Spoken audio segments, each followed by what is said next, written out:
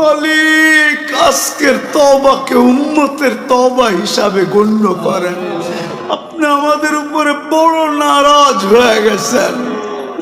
নাইলে অতীত তাকাইলে দেখি মালিক একজন হাত তুলতে দেরি, একজন চিৎকার দিতে দেরি, একজন আপনাকে অনুরোধ করতে দেরি, একজন বলতে দেরি, আকাশ থেকে সাহায্য আসতে দেরি হয় নাই, আপনার বাহিনী জাপায়া পড়তে দেরি করে নাই।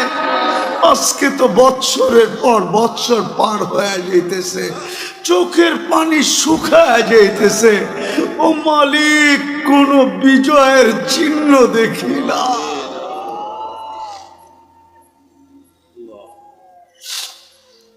গত রোজাও তো ফিলিস্তিন ওয়ালাদের ইফতার হইতো লাশ দিয়া, সেহরি হইতো লাশ দিয়া। আল্লাহ এই রোজাও কি এরকমই হবে জানি না মালিক। এত নারাজ হয়ে গেলেন কেন মালিক? এত নারাজ হয়ে গেলেন কেন? বেশক আমরা শাস্তির যোগ্য, অস্বীকার করি না, কিন্তু আপনি শাস্তি দেন না।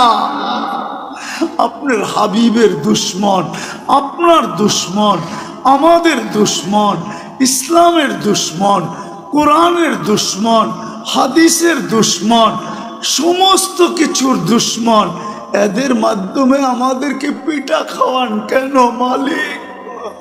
কেন মার খাওয়ান? কেন ওদের হাতে আমাদেরকে বেইজ্জত করেন?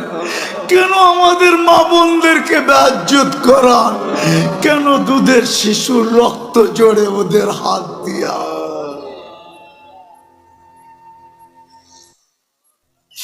আপনি কি আমাদেরকে ছেড়েই দিলেন? আমরা যাব তো যাব কোথায়?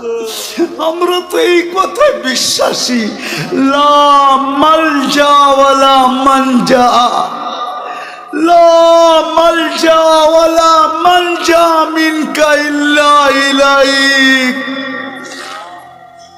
ডাইনে দেখি তো আপনাকে দেখি, বামে দেখি তো আপনাকে দেখি, সামনে দেখি তো আপনাকে দেখি, পিছে দেখি তো আপনাকে দেখি, উপরে দেখি তো আপনাকে দেখি, নিচে দেখি তো আপনাকে দেখি, নিচের দিকে তাকাই তো আপনাকে দেখি, ভিতরে তাকাই তো আপনাকে দেখি, বাহিরে তাকাই তো আপনাকে দেখি।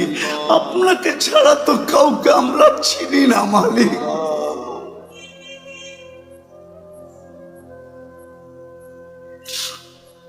আজকে আলেমদের হাত খালি ফেরত দিয়েন না। আমারটা দিয়া দেন, কোনো আপত্তি নাই, কিন্তু আমার ডাইনে বামের আলেমদের হাত খালি ফেরত দিয়েন না। ইমাম খতিবদের হাত খালি হাতে ফেরত দিয়েন না। তুলাবাদের হাত খালি ফেরত দিয়েন না। তুলাবারা বসে আছে সামনে মালিক, যাদের পায়ের নিচে ফেরেশতারা পলের গালিচা বিছায়। আল্লাহ ওদের হাত খালি ফেরত দিয়েন না। অন্তরালে মা বোনরা হাত উঠায় বসে আছে, এদের হাত খালি ফেরত দিয়েন না মালিক।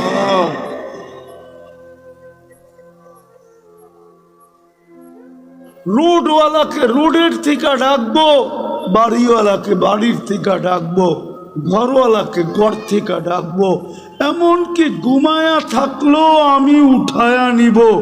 আসসালাতু খায়রুম মিনান নাওম বইলা আমি ঘুমের থেকে উঠায়া নিব। একটা আদর্শের উপরে চলেন, আজকে আমরা একমত হই যে আজকের থেকে আমরা নামাজ ছাড়বো। ওয়াদা? পাক্কা? ওইখানে তো দেখি একজন প্রমাণ দিব, প্রমাণ দেই তাইলে প্রমাণ। ইবনে ওমর রাদিয়াল্লাহু তাআলা আনহু বলেন আমরা ৮,০০০ ছিলাম। হায়াতু সাহাবা উঠায় দেখেন, তারিখে সাহাবা উঠায় দেখেন, আমরা ৮,০০০ ছিলাম, রুমি ১,০০,০০০ ছিল। বহু দিক দিয়ে আমাদেরকে কয়েকভাবে আমাদেরকে আমরা বেষ্টনীর ভিতরে চলে আসছি, অবরুদ্ধ ছিলাম। ভাবতেছিলাম কবরটা এখানেই হবে। তো বলতেছিল, আমার পাশেই একজন দাঁড়ানো ছিল, ক্ষুধায় বড় কাতর, কাপড়গুলা বড় জীর্ণ শীর্ণ, চামড়াগুলা বিলকুল বটা গেছে, তলোয়ার রাখার কোনো নিয়ামও নাই। একটা রশি দিয়া কোমরে তলোয়ারটা বাঁধা রাখছেন। পায়ের দিকে তাকায় দেখি জুতাও নাই, কিন্তু উপর দিকে তাকায় জানি কি বলতেছিল। তো আমি ভালোভাবে কান পাইতা শুনতেছিলাম যে বলে কি। তো শুনলাম উপরে তাকায় হাত উঠায় বলতেছে, ইয়া রব্বা মুহাম্মদ, ও রব্বে মুহাম্মদ, উনসুর উম্মতা মুহাম্মদ। এখনো কি মুহাম্মদুর রাসূলুল্লাহ সাল্লাল্লাহু আলাইহি ওয়াসাল্লামের উম্মতের সাহায্যের সময় আসে নাই? আপনি কি দেখেন না আমরা কয়ভাবে বেষ্টিত, অবরুদ্ধ? বলে বলতে দেরি আমি দেখলাম ফাসাক্কাস সামা, আকাশ ফাটলো। সাদা ঘোড়া সাদা পোশাকে, খোলা তরবারি হাতে, ডাইন হাতে তরবারি, বাপ হাতে ঝান্ডা, এক অশ্বারোহী বাহির হলো। তার পিছনে সিরিয়ালে বাহির হইতে থাকলো। চোখের পলকে প্রথমটা মাথার উপরে এসে একটা চিৎকার দিল, আবশির ইয়া উম্মতা মুহাম্মদ, ও উম্মতে মুহাম্মদী সুসংবাদ গ্রহণ করো, যা নুসরা রব্বা মুহাম্মদ, মুহাম্মদুর রাসূলুল্লাহর রবের সাহায্য চলে আসছে। ইবনে ওমর রাদিয়াল্লাহু তাআলা আনহু বলেন, আমি সামনের দিকে তাকাইলাম তো দেখলাম রুমিরা ভাগতেছে। কেন যে ভাগতেছে এটাও বুঝতে পারলাম না। যে যেদিকে পারতেছিল ভাগতেছিল, আমরা পিছু নিলাম। যাদেরকে জাহান্নামে পৌঁছায় দিলাম, বাকি ভাইগা গেল। আমরা গনিমতের মাল জমা করে পাহাড় বানায় দিলাম। একজনের জন্য তো সাহায্য আসতো, এরকম কথা কি কিতাবে হাজারো লেখা নেই? না লেখা নাই? হুজুররা বলুক লেখা নেই। আরে সাহাবা তো সাহাবা, আল্লাহর ওলির কারণে সাহায্য আসে না? না আসে নাই? রাজা গৌর গোবিন্দ তো রাজাই ছিল, ঠিক না? কি আরে বলেন না, ছিল না? ছিল না? শাহজালাল রহমতুল্লাহ আলাইহি কোনো কি সেনাবাহিনী নিয়ে আসছিলেন নাকি? হ্যাঁ, ওনার সফর সঙ্গী ছিল কয়জন? টোটাল 12 জন। টোটাল 12 জন ছিলেন সফর সঙ্গী। ওনার হাতে তো কোনো তলোয়ারও ছিল না, শুধু জায়নামাজই ছিল। ওইটাই সুরমায় বিছায়া দিছেন। সুরমা চিনছে কে জায়নামাজ বিছাইছে। বিজানোও যাবে না, ডুবানোও যাবে না, বরং ওই পারে পার করে দেওয়া দিতে আমি বাধ্য। পার করছেন না করেন নাই? শুধু এই অবস্থা দেখেই তো বাইগা গেছে, ঠিক না? আসামে বাইগা চলে গেছে, সিলেট খালি করে দিছে। আপনি ভাবছেন রাজা গৌর গোবিন্দ শুধু শাহজালাল রহমতুল্লাহ আলাইহিকে দেখছেন? ওকে কবর থেকে উঠায় আইনা জিজ্ঞেস করলে না বোঝা যাবে কি দেখছে? হ্যাঁ, কি ওলামা একমত না দুই মত? ওরে কবর থেকে উঠে আয় না জিজ্ঞেস করলে না বোঝা যাবে ও কি দেখছে। ও কি শাহজালাল দেখছে? হইতে পারে শাহজালালের পিছে বিরাট বড় এক ফেরেশতার বাহিনী দেখছে। সত্য এটাই। আজকে কেন সাহায্য নাই? কারণটা কি? আমি আপনাদেরকে কারণ বুঝাইতে চাইতেছি। শেষ কাজে কারণ বুঝাইতে চাইতেছি কেন এই দুরবস্থা।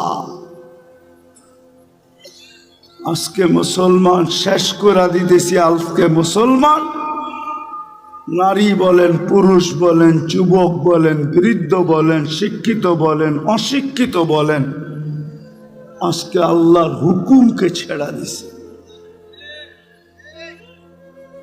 আল্লাহকে নারাজ করে ফেলছে, নারাজ। আজকে আল্লাহ আমাদের উপরে নারাজ, সত্য নারাজ। নাইলে আমার বিবেকে আমার কাছে যোগ বিয়োগ মেলে না। কেন ফিলিস্তিনে অন্য দেশে ফাটতো তো আমার মনকে বুঝাইতে পারতাম, কিন্তু ফিলিস্তিন ঘুরে আসার পরে আর আজকের পটভূমি চিত্র আমার কাছে মিলে না। যে মিলবো তো মিলবো কি করে? ওইখানে তো খলিল শোয়া, ওই জমিন, ওইখানে বোম ফাটে কি করে? অথচ সবচেয়ে বেশি আবাবিলের বসবাস হইল ফিলিস্তিনে।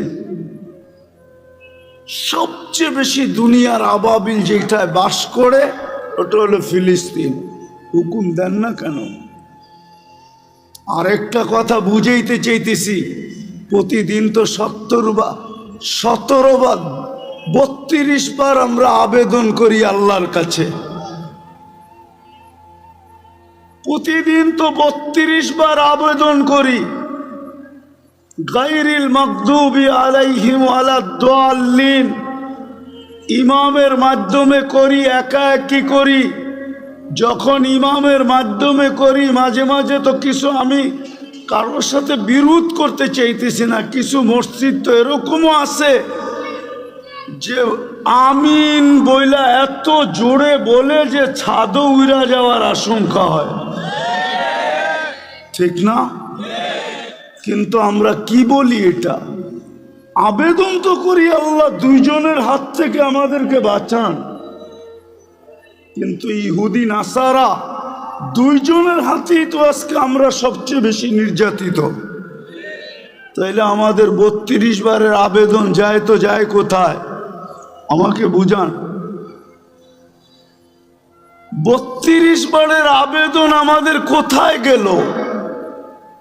আমরা যে সূরা ফাতিহা পড়লাম আর জোরে আমিন বললাম আর আস্তে বললাম, আমাদের এই বলাটা কোথায় গেল? কেন কবুল হয় না? কবুল হইলে তো এই অবস্থা হওয়ার কথা না। যে অবস্থা আজকে দেখতেছি, মুসলমানকে নিয়ে সবাই খেলে, ঠিক না? ফকির হইলাম আমরা, আর টাকা বিদেশে পাচার হইয়া বড় লোক হইল ওরা। আপনি ভাবেন যারা নিয়ে গেছে ওরা বড় লোক হয়েছে? ইম্পসিবল। আমি চিনি আমেরিকা, কানাডা চিনি, ইংল্যান্ড চিনি, সুইস ব্যাংক চিনি আমি, আমাকে চিনাইতে হবে না। হ্যাঁ, আমি চিনি, বহুত মানুষকে চিনি, 2-4 জন প্রেসিডেন্টও চিনি যারা ট্যাক্সি চালায়, ট্যাক্সি, আমেরিকাতে ট্যাক্সি চালায়। অবশ্য আমাদের দেশের না, আফ্রিকান দেশের। নিয়ে গেছিল খুব, এখন ট্যাক্সি চালায়। কেন এই দুরবস্থা? একটু ভাবেন, চলা তো যাব, থাকা তো যাবে না,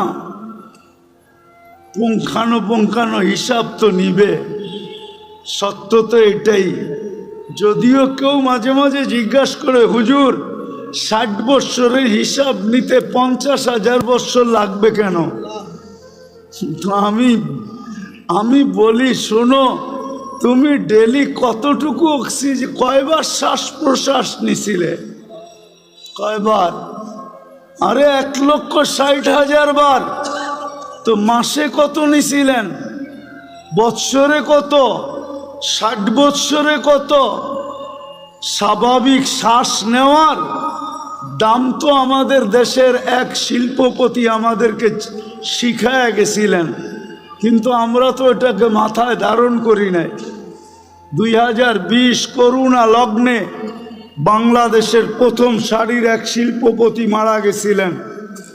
ওনার জন্য ডাক্তারের টিম যখন চায়নার থেকে আনা হলো আর উনি ভেন্টিলেটারে ছিলেন, তো উনি কামরায় ঢুকার পরে ডাক্তারদেরকে বলছিলেন আমার সুস্থতার প্রয়োজন নাই, আমাকে শুধু স্বাভাবিক শ্বাস নিতে দাও, আমি তোমাদেরকে আমার পুরা কোম্পানি লেখা দিব। পেপারে আসছে, পেপারে জান মিডিয়া লেখা আছে এখনো, আমি নাম বলতেছি না। আপনি যে ডেলি স্বাভাবিক শ্বাস নিতেছেন এটার বিনিময়ে কি করছেন, এই হিসাব কিন্তু মিলাই দিতে হবে। বিদায় আমি শেষ জায়গায় চলে আসছি।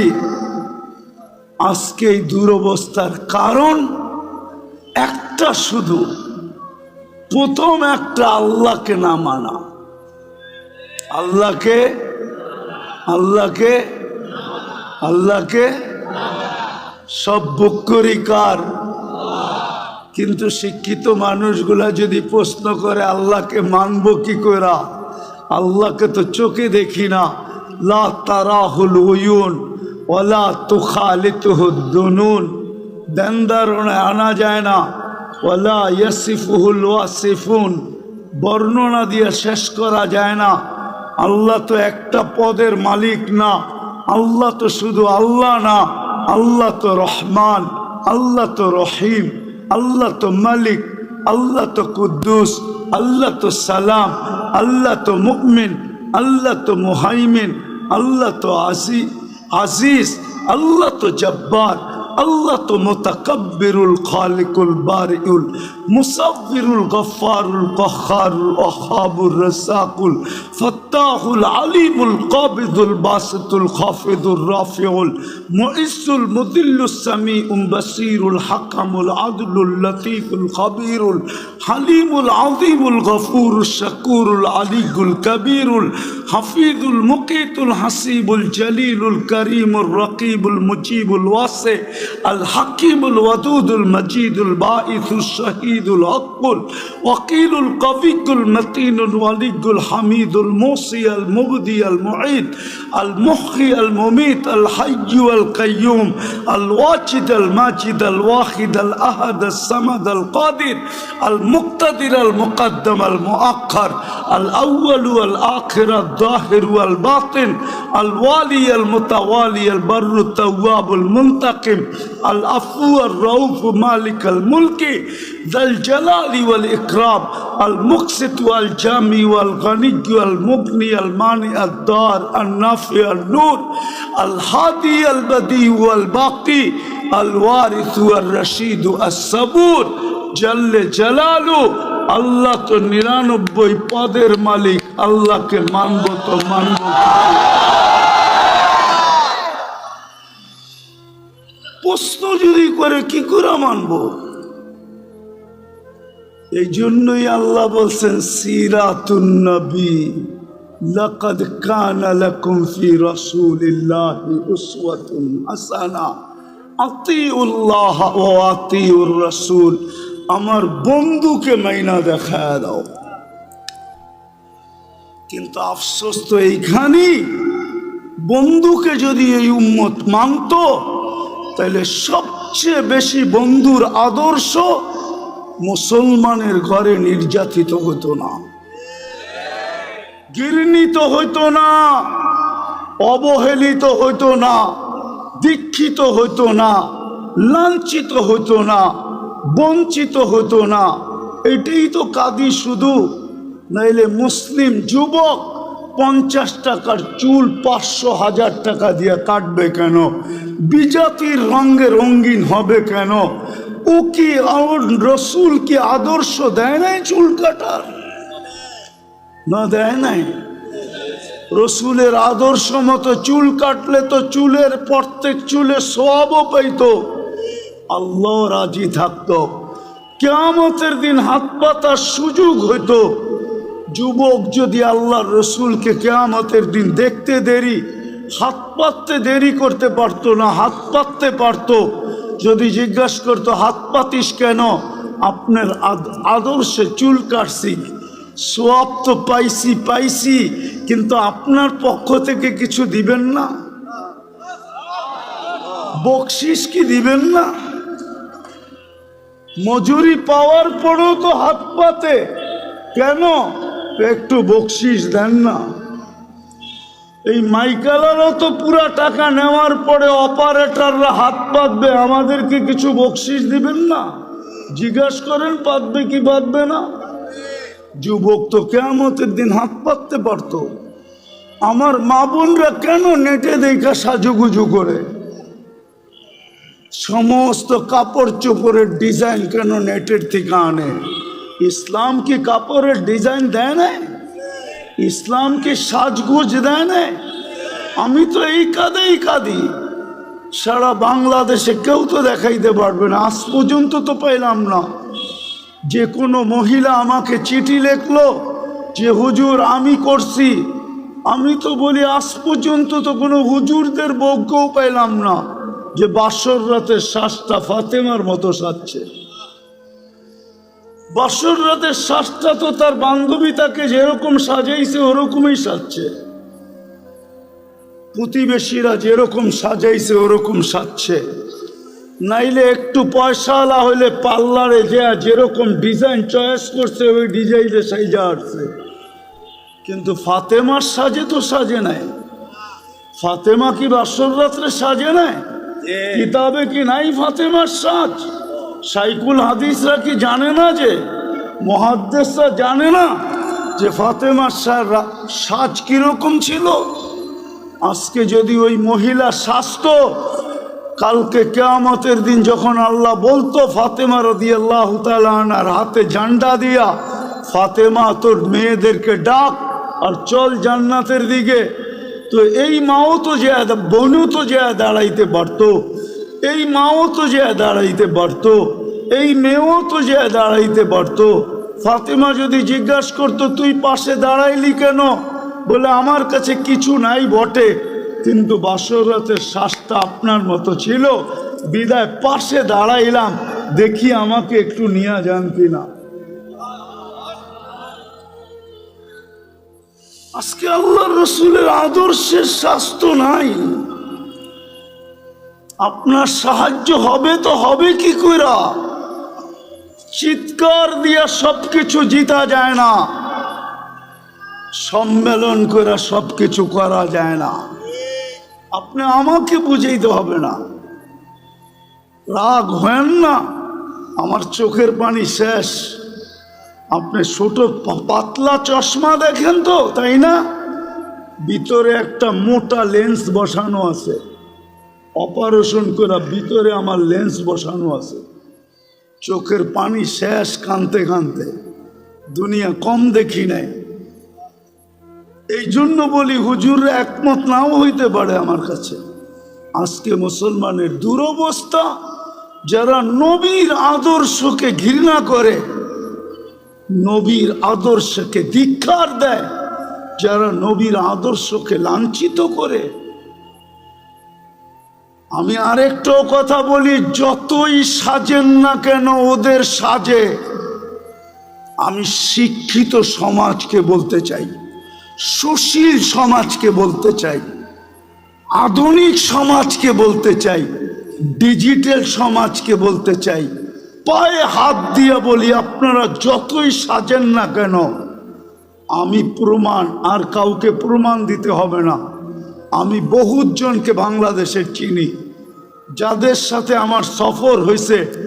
এয়ারপোর্টে 3 ঘন্টা থেকে 6 ঘন্টা পর্যন্ত বসার লোক আমি চিনি, ইমিগ্রেশন বসায় রাখছে। আর আমি অহংকার করে বলতেছি না,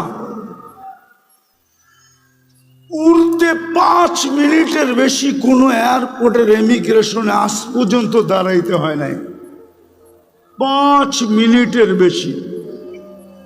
কিন্তু আমি চিনি, নাম বলবো না। আমার বয়ান যদি ওরা শুনে, বলবে হুজুর নাম বলে নাই, খুব ভালো করছে, নাইলে আমাদেরকে মানুষ চিনত।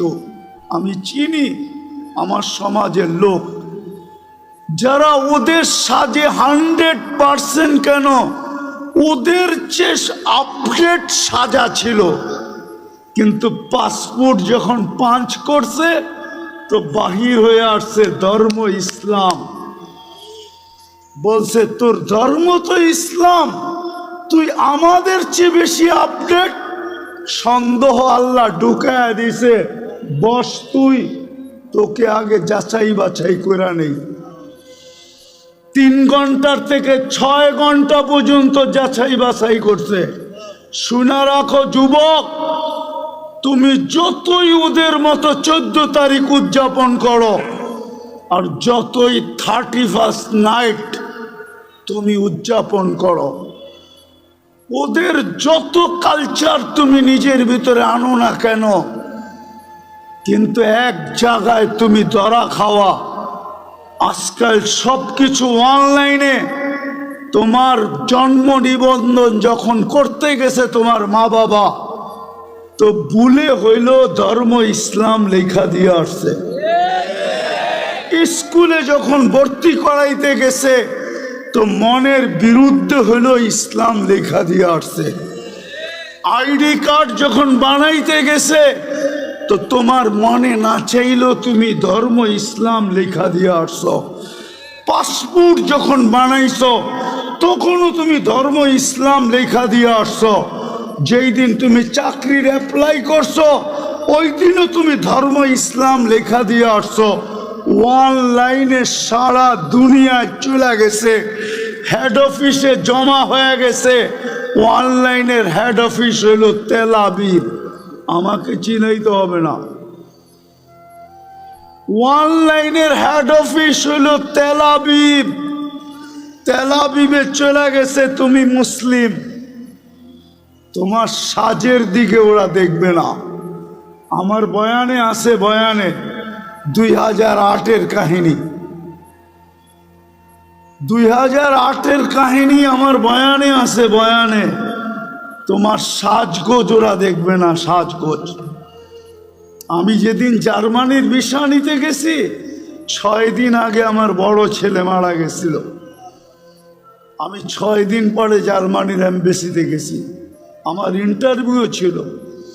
তখন আমি এই পরতাম না, সাদা লুঙ্গি সাদা পাঞ্জাবি পরতাম, এরকমই একটা রুমাল কাঁধে থাকতো, আর পান খুব খাইতাম। সাদা একটা স্টিলের পানের বাটা হাতে থাকতো, লাঠি থাকতো না। আমি পান খাইতে খাইতে ঢুকতেছিলাম। ইন্টারভিউর সময় ঘড়ির কাঁটা দেখা, কিন্তু ভিতরে ঢুকা আমি দেখতেছিলাম মনে হয় আমি একটা কুকিলের মেলে একটা কাকেই গেছিলাম। সবাই আমার দিকে যেরকম চাইতেছিল, তো আমার মনে হইতেছিল আমি কুকিলের মেলা একটা কাক। কি ওরা যেইভাবে সাজগোজ করে গেছে, তা আমাকে ইন্টারভিউর জন্য যখন ডাকছে, তা আমাকে প্রথম প্রশ্ন ছিল, তুই এতদিন জার্মানি যাস নাই কেন? সেনজিং ভিসা, আমার 25 দেশের সফর ছিল। তা আমি বললাম প্রয়োজন ছিল না, এত দেশ গেলি, জার্মানি গেলি না, এখন দরকার যাব। জিজ্ঞাসা করলো তুই কি করিস? বললাম। তো জিজ্ঞাসা করলো আমার সোনাগুলা কালো হইল কেন? তা আমি বললাম তুমি পারফিউম খুব ব্যবহার করো মনে হয়। বলছে হ্যাঁ। তো এগুলা আমি পরিষ্কার করব কি করে? আমি বললাম চলো আমার কারখানায়। বললো এত দূর তো যাওয়া যাবে না, ঘরোয়া পদ্ধতি বলো। তা আমি ঘরোয়া পদ্ধতি বলতেছিলাম, আর ওর ভিসা প্রিন্ট করতেছিল। আমাকে বলল 600 এত টাকা দাও, 6000 এত টাকা দাও। দিলাম। আমাকে বলল তুই 2 মিনিট বস। আমি তো দেখছি ভিসা প্রিন্ট করা শেষ, ও শুধু সিগনেচারের জন্য যেতেছে। গেল 1 মিনিট পরে এসা বলতেছে ভিসা ওকে নিয়ে যাও। তো মানুষ তো ভিসা এমনি দেখে, আমি উল্টা দেখতেছিলাম। মানে ভিসার মুখ ওই কুকিলদের দিকে, আর পাসপোর্টের উল্টা সাইডটা আমার মতো কাকের দিকে। মানে আমার উদ্দেশ্যই ছিল যে দেখাই সাইজা গুজা আসলেই ভিসা মিলে না, এই দেশের নিয়ম এরকম না। নাইলে আমার সমাজ, আমার যুবকরা 30,000 লাখ দিয়া ইউরোপে কেন যাবে? শত যুবকের কবর কেন সাগরে হবে? আমি চিনি আমেরিকাতে যারা 50 লাখ টাকা দিয়ে মেক্সিকোর জঙ্গল দিয়ে পার হয়েছে। একটা কাহিনী না, শত কাহিনী আমার এখানে আছে। বিদায় এই জন্যই বলতেছি, যতই সাজি না কেন, যেই সমাজকেই বলেন, যারাই বলে ওদের সাথে আমার চ্যালেঞ্জ, ও যতই সাজুক না কেন, যতই বিকেনি পড়ুক না কেন, 3/4 পড়ুক না কেন, ওদের সুরে কথা বলুক না কেন, টকশোতে বৈশা ইসলাম বিদ্বেষী প্রচার করুক না কেন, কিন্তু ওরা জানে এই লোকটা কাগজে কলমে মুসলমান। শুধু আমাদের থেকে কিছু নেওয়ার জন্য এরকম ভান ধরছে, নিজেকে সাজাইছে। ওরা কোনোদিন মনে প্রাণে আপনাকে মুসলমান, আপনাকে ওদের ভাবে না, ভাববে না, কোনো দিন না। বিদায় শেষ কথা, আসেন সিরাত। এটাই আজকে দুরবস্থা, শুধু রসুলের আদর্শ ছাড়ার কারণে। সবকিছু বাদই দিলাম, একটাই যদি ধরে রাখতো জাতি, আজকে 90% মুসলমান নামাজ পড়ে না। আমি তো বলি এই জাতি যদি 1 মাস নামাজ পড়তো, 1 মাস,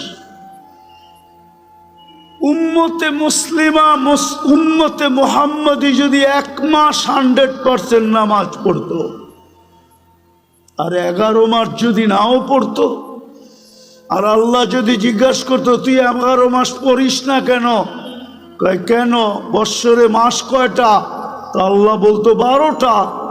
1 মাসই তো 70 মাস ছিল, 12 থেকে 12 বাদ দিয়া দেন, তারপরও তো আমার 58 মাসের ব্যালেন্স আছে, আমার কাছে বেশি আছে। কিন্তু রমজানেও তো 50% নামাজ পড়ে না, এখন তো 90% পড়ে না, না নারী, না পুরুষ, না যুবক, না বৃদ্ধ। আপনি সাহায্য চান কি করে? মাথা উঁচা করে দাঁড়াইতে চান কি করে? 3 বার তো আপনাকে নির্বাচিত করলেন মানুষ হিসাবে, মুসলমান হিসাবে, উম্মতে মুহাম্মদি হিসাবে, বাকিগুলা বললামই না। 3 বার তো আপনি আল্লাহর পক্ষ থেকে নির্বাচিত, 3 বারই তো কুদরতি হাতে নির্বাচিত। মানুষ তৈরি করছেন কুদরতি হাত দিয়া, মুসলমান হিসাবে নির্বাচিত করছেন সমগ্র মানুষের ভিতর থেকে কুদরতি হাত দিয়া, উম্মতে মুহাম্মদি হিসাবে নির্বাচিত করছেন কুদরতি হাত দিয়া। আপনি সাহায্য চান কি করে? আপনাকে সাহায্য করে তো করে কি করে? আপনার বিবেককে প্রশ্ন করেন, বলেন তো হুজুর আছে না, হুজুর থাকলে কি হবে? উম্মত। এটা হুজুর না, উম্মত। হুজুরও কয় % হুজুর বলেন? আরে বলেন না। 200 কোটির ভিতরে কয়শো কোটি হুজুর? 300 কোটি। কয় % হুজুর?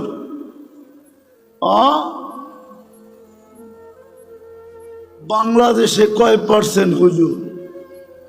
সারা দুনিয়ায় কয় % মুসলমানের ভিতরে হুজুর? হুজুর দেখা, দাড়ি দেখা, টুপি দেখা, জুব্বার পাগড়ি দেখা 90% মুসলমান নামাজ পড়ে না। আপনাকে সাহায্য করে তো করে কি করে বলেন? অথচ 5 বেলা কে ডাকে? কে ডাকে? আরে জোরে বলেন, কোন আল্লাহ? 99 পদের মালিক আল্লাহ ডাকে। সামান্য একটু পদস্থ ব্যক্তি ডাকে সাড়া না দিলে হাতকড়ি পড়তে হয়, বেরি পড়তে হয়। আমি জানি, আমি জানি, আমি কখনো মুখ খুলি না তো। আমার বললাম না আমি ঠান্ডা হুজুর, আমি জানি। আমি টঙ্গীর থেকে বয়ান করে বাহির হয়েছি, আমার গাড়িতে উঠবো, পিছের থেকে 2-3 জন আমাকে ধরছে, স্যার গাড়ি পাঠাইছে, আপনাকে এই রাত্রে যেতে হবে। কোথায়? জায়গার নাম বলছে যেটা বাংলাদেশের এক কোনায়। স্যারের প্রোগ্রাম কালকে দুপুরে। আমি বললাম আমার 3টা মাদ্রাসার প্রোগ্রাম আছে। বলছে স্যার এত কিছু জানে না, গাড়ি পাঠাইছে, আমাদেরকে পাঠাইছে। সোজা গাড়িতে বসেন, বাসায় ফোন করেন, সসজ্জায় আপনাকে কালকে আবার গাড়ি দিয়ে ঢাকা পৌঁছায় দিব। আমি ওই ব্যক্তি, আমি চিনি। সামান্য একটু কথা না মানলে হাতকড়ি হয়, বেড়ি হয়, জেল জরিমানা হয়। ও ঢাকার মানুষ বলেন না ডেলি 90 ভাগ মুসলমান নামাজ পড়ে না। 5 বেলা আল্লাহ ডাকে, বুক করে কাটটা। ও যুবক, কাটটা বুক করে বলো না। ওই আল্লাহ ডাকে, তারপরও তো আসে না। আপনাকে যে এখনো বাঁচিয়ে রাখছে, শুকরিয়া আদায় করেন। এই জন্যই তো ইহুদিরা একটা স্লোগান দেয় বর্তমানে। হিব্রু ভাষা তো বোঝেন না, শুধু চিৎকার দেন।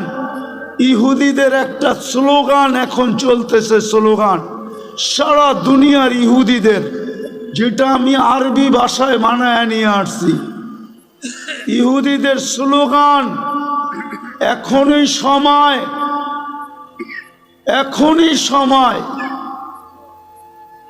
এখনই সময়। আনতুদাম্মিরুল মুসলিমিনা কাইফা তুরিদুনা আনতুদাম্মিরুহা।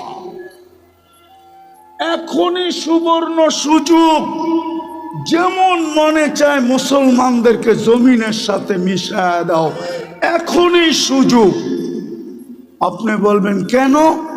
ওদের কিতাবে লেখা আছে যেই দিন ফজরের জামাত আর জুমার জামাত মুসলমানের সমান হবে, ওই দিন মুসলমানের বিজয়ের পালা শুরু হবে। ওরা শুধু আপনাদেরকে দেখে না, আপনাদের মসজিদের উপরও স্যাটেলাইট লাগায় রাখছে, সিসি ক্যামেরা লাগানো আছে। ওরা দেখে ফজরে কয়জন, জুমায় কয়জন। এই জন্যই ওরা চিৎকার দিতেছে এখনই সুবর্ণ সুযোগ। আরেকটা মনে উঠল, যদিও বলা উচিত না, আপনি সাহায্য চান কি করে? সৌদি আরবের মতো দেশের পোশাকের কি অ্যাডভার্টাইজ দিতে যায়া খোলা আকাশের নিচে খোলা মঞ্চে উলঙ্গ ডান্স দেখেন না? আপনি সাহায্য চান কি করে? বলেন কি করে চান? কি করে চান? যুবকদের পায়ে হাত দিই, সারা রাত্র আনলিমিটেড। হয়তো ঘরে ওয়াইফাই আছে, নাইলে প্রতিবেশীর পাসওয়ার্ড আছে, নাইলে বন্ধুদের হটস্পট। আর যদি তাও না থাকে তো ঢাকা শহরে এই মধুবাগে পাওয়া যাবে সারা রাত্র নেট বিক্রি করার জন্য। ও সজাগ থাকে, যার নেট শেষ সাথে সাথে যোগাযোগ সাথে সাথে এমবি পাঠায় দেয়। সারা রাত্র নেটের ভিতরে ঘুরতে থাকে, কি না দেখে। সাহায্য চান কি করে? বিদায় আসেন, আসেন, আসেন, আসেন, তওবা করি আজকে। তওবা, একটাই রাস্তা খোলা আছে উম্মতের সামনে, যদি 200 কোটি উম্মত তওবা করে। কিন্তু আফসোস তো আমাদের, আফসোস আমার এটাও, আমাদের স্কলারদের কাছে আমার একটা আফসোসের আবেদন। আজ পর্যন্ত কোনো দুনিয়ার কোনো দেশের স্কলারদেরকে দেখলাম না, ধর্মীয় স্কলারদেরকে সারা দেশের মানুষকে বলল যে চলেন ফিলিস্তিন আমাদের থেকে 7 সমুদ্র 13 নদীর ওই পারে, আমরা কিচ্ছু করতে পারি না, চলেন আমরা একটা দিন তওবা ডে উদযাপন করি। আজকের দিনে আমরা তওবা করব, অথবা আজকের দিনটা আমরা ওদের জন্য রোজা রাইখা ইবাদতের ভিতরে কাটায়া আল্লাহর কাছে মেসেজ দিব, আল্লাহ 7 সমুদ্র 13 নদীর এই পারে আমরা না টাকা পাঠাইতে পারি, না পয়সা পাঠাইতে পারি, না ওদের জন্য কাপড় পাঠাইতে পারি, না খাদ্য পাঠাইতে পারি। আমরা কিছু করার ক্ষমতা রাখি না, আমরা যাইতেও পারবো না। যদিও সমস্ত দেশ অনুমতি দিবে, কিন্তু আপনার প্রতিবেশীর দেশ অনুমতি দিবে না যে আপনি ইসরায়েলে ফিলিস্তিনে যাবেন ইসরায়েলের বিরুদ্ধে। আপনার প্রতিবেশী দেশ আপনাকে অনুমতি দিবে না, না, না, না, না, না। কেন? সে তো ইসরায়েলের সবচেয়ে বড় বন্ধু, অনুমতি দিবে না। বিদায় যদি আমাদের স্কলাররা একটা দিন দিত, জাতিকে বলতো চলেন আমরা অমুক দিন রোজা রাখি, তওবা করি, আল্লাহর কাছে ইবাদত করে বলি, মেসেজ পাঠাই, কিন্তু আজ পর্যন্ত তো একটা দেশেও দেখলাম না, একটা দেশও তো পাইলাম না। কোনো স্কলারের মুখ থেকে তো এই আহ্বানটা জাতির সামনে আসলো না। বড় দুঃখ লাগে। এই জন্য আসেন আমরা এখন তওবা করি। করবেন?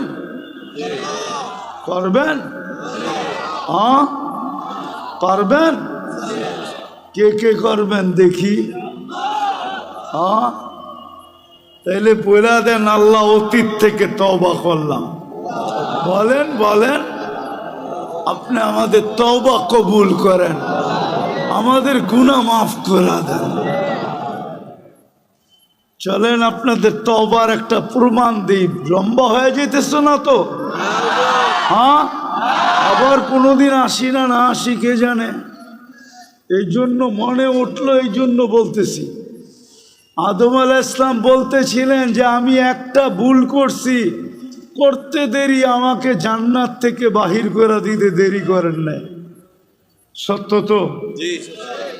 কিন্তু উম্মতে মুহাম্মদী সারাদিন গুনাহ করবে, রাতের 3 ভাগের 1 ভাগ অতিবাহিত হইতে দেরি, আল্লাহ উম্মতে মুহাম্মদীকে ডাইকা ডাইকা গুনাহ মাফ কইরা জান্নাত হাতে উঠায়া দিয়া দিলেন। জিজ্ঞাসা করেন এই হাদিস আছে কি নাই? আমরা তওবা করছি যখন নিষ্পাপ, নবীর সব আদর্শ বাদই দিলাম, একটা আদর্শের উপরে চলেন আমরা উঠি, সব আদর্শ বাদ দিলাম। আল্লাহ রসুলের সবচেয়ে বড় আদর্শ, জমিনে যখন পা রাখতে দেরি, চাদরে রাখতে দেরি, সেজদা করতে দেরি করেন নাই, শুধু চাদরে রাখছেন। দাই শেফা আব্দুর রহমান ইবনে আউফ রাদিয়াল্লাহু তাআলা আনহুর আম্মা চাদরে রাখতে দেরি, ডাইন দিক হয়ে সেজদা করতে দেরি করেন না, লম্বা সেজদা। আম্মা জান বলছিলেন, বেটা সেজদায় যে কি বলছিলি তুই আমি জানি না, কিন্তু তুই সেজদায় কিছু বলতেছিলি। আমি তো বলি সেজদা করেন নাই, উম্মতকে মেসেজ দিছেন, উম্মত নামাজ নামাজ নামাজ নামাজ। এই জন্য যাওয়ার সময়ও চিৎকার দিছিলেন, আসসালা আসসালা, নামাজ নামাজ নামাজ। আর সবচেয়ে বেশি ব্যথিত ছিলেন যখন মুসা আলাইহিস সালাম বলতেছিলেন 50কে তো 5 বানায় নিয়ে আসছেন বটে, কিন্তু উম্মত পড়বে না, আরো কমায় নিয়ে আসেন, আরো কমায় নিয়ে আসেন। কিন্তু লজ্জার ছাপ চেহারায় ছিল, বলতেছিল লজ্জা লাগে, 9 বার গেলাম আবার যাব, কিন্তু দিলে আগুন জ্বলতেছিল, না পড়লে এই চেহারাটা আল্লাহকে কি করে দেখাবো।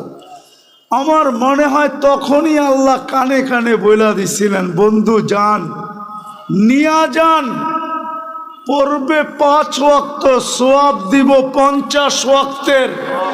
পরিশ্রম কমায় দিলাম, সওয়াব কমাবো না, বরং আরো বাড়ায় দিব।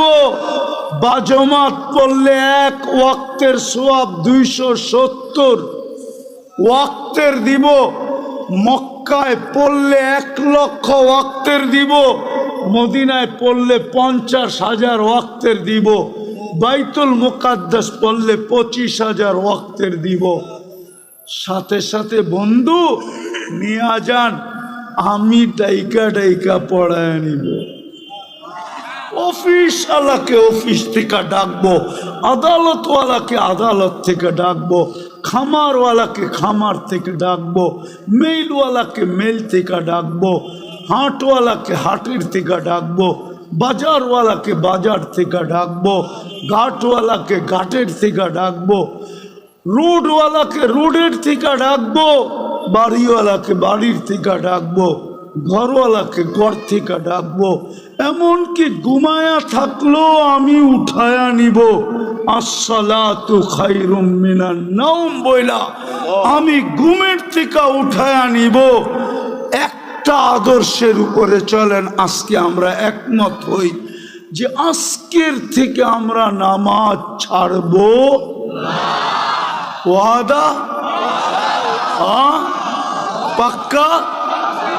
নামা আরেকটা কাজ করতে হবে, তাইলে ইনশাআল্লাহ ইহুদিদের স্লোগান ভাঙ্গা যাবে। ওরা কিন্তু আজকে স্লোগান দিতেছে, আমি প্রমাণ দিতে পারবো আপনাকে। ওদের কিতাবে লেখা আছে, এটা সত্য, আপনি প্রমাণ নিলে নিতে পারেন আমার কাছ থেকে। আজ থেকে বলি না আমি, এটা 90 দশক থেকে বলি, কারণ আমার কাছে অকাট্য প্রমাণ আছে। ওদের কিতাবে লেখা আছে, যতদিন ফজরের জামাত আর জুমার জামাত সমান না হবে, 200 কোটি জান দিলেও কোনো কাজে লাগবে না। বিজয়ের পালা শুরু হবে না। আল্লাহর ঘর খালি আপনাকে বিজয় দেয় তো দেয় কি কইরা? এটা কি বিবেকে বোঝেন না? 5 বেলা আল্লাহ ডাকে, আর 90% মসজিদে আসে না, যায় নামাজে দাঁড়ায় না, যেই জায়গায় আছে ওই জায়গায় দাঁড়ায় আল্লাহু আকবার বলে না। ওকে সাহায্য করে তো করে কি কইরা? আপনি জিতা যাবেন শক্তি দিয়া? জিতেন না, জিতেন না। কোথায় জিতলেন এই পর্যন্ত? কোথায় জিতলেন? কোথায় জিতলেন? 1400 বছর আগে সাহায্য কোথায় আপনার সাথে বলেন? কোথায়? 500 বছর আগে সাহায্য কোথায়? 1000 বছরের আগে সাহায্য কোথায়? শুধু চিৎকার দিয়ে মানুষের ব্রেন উল্টা করলে হবে না যে এটা হইলেই আমরা সব করে ফেলবো। দুনিয়াটা এত সহজ না। রাগ হয়ে যাবেন, আর একটু বলবো? হ্যাঁ, আপনি জানেন এই কাপড়টা কয়বার সুদে ডুব দিছে? বলেন তো কেউ, কয়বার বলেন তো? আমি গয়না দিব, 6 বার সুদে ডুব দিছে। 6 বার। কয়বার? কয়বার? কয়বার? 6 বার। যে তুলা চাষ করছে সে লোন নিয়ে তুলা চাষ করছে, যে তুলা ইম্পোর্ট করছে সে সুদ নিয়ে ব্যাংকের এলসি নিয়ে, আগাম এলসি নিয়ে সে ইম্পোর্ট করছে, যে তুলার থেকে সুতা বানাইছে সেও মেইল করছে সুদের ব্যাংকের টাকা নিয়ে, যে তুলা সুতার থেকে গেরে বানাইছে সেও সুদের টাকা ওইখানে মিশ্রিত করছে, গেরের থেকে যে ডাইং করছে সেও সুদের টাকা নিয়ে মেইল করছে, ডাইং এর থেকে যে ফিনিশিং করে মার্কেটিং করছে সেও সুদের টাকা নিয়ে করছে। কয়বার হইল? সিস্টেমটা পুরা উল্টা হয়ে গেছে। আপনি চিৎকার দিলে কিছু হবে না। ফিরে আসেন, কোরআন এটাই বলে লিউযিকাহুম বাদাল্লাযী আমিলু লাআল্লাহুম ইয়ারজিউন। তোমরা পিছে ফিরো, পিছে পিছে দেখো, পিছে নবীর আদর্শের দিকে ফিরো। পায়ে হাত দিয়া বলি, আসেন আমরা নামাজি হই, আর মানুষকে নামাজি বানায় আগে মসজিদ গড়ি। যেদিন ফজর আর জুমা এক হবে, সমান হবে, আপনার অপেক্ষা করতে হবে না, আপনার লড়তে হবে না। এই উম্মতকে আল্লাহ লড়াইতে চান না, তাইলে আল্লাহ থাইকা লাভ কি? আমাদের পরে তো কোনো উম্মত নাই, আল্লাহ ডিফেন্স কোন কাজে লাগবে? আমাদের পরে যদি উম্মত থাকতো ভাবতাম ডিফেন্স ওদের লেগে ব্যবহার করবে। আমাদের পরে তো কোনো নবীর পরে নবী নাই, তাইলে আল্লাহর ডিফেন্স কোন কাজে আসবে? আমি যদি আল্লাহকে প্রশ্ন করি, আপনাকে লড়তে হবে না? বদর দেখেন না, অমা রমাইতা ইদ রমাইতা ওয়ালাকিন্নাল্লাহ রমা। আমি যদি আল্লাহকে প্রশ্ন করি, তাইলে রমজান মাসে 70 কিলোমিটার মদিনার থেকে দূরে বন্ধুকে কেন নিয়ে আসলেন? এই রমজান আর গরম। আল্লাহ যেন বলতে চায়, বন্ধু না আসলে তো খেলা জমবে না। বন্ধুকে তো খেলতে আনি না, খেলা জমাইতে আসছি। আর দর্শক না হইলে খেলতে ভালো লাগবে না। বন্ধুকে তো দর্শক হিসাবে নিয়ে আসছি, বন্ধু দর্শক হিসাবে দেখবে আর আমরা খেলব। আজকে মসজিদ বলেন, দেখেন কালকে আল্লাহ খেলে কি খেলে না। হ্যাঁ, আল্লাহর জন্য মশাই যথেষ্ট। যতটুক বললাম, আল্লাহ আমাদেরকে আমল করার তৌফিক দান করেন। ওমা আলাইনা ইল্লাল বালাগ।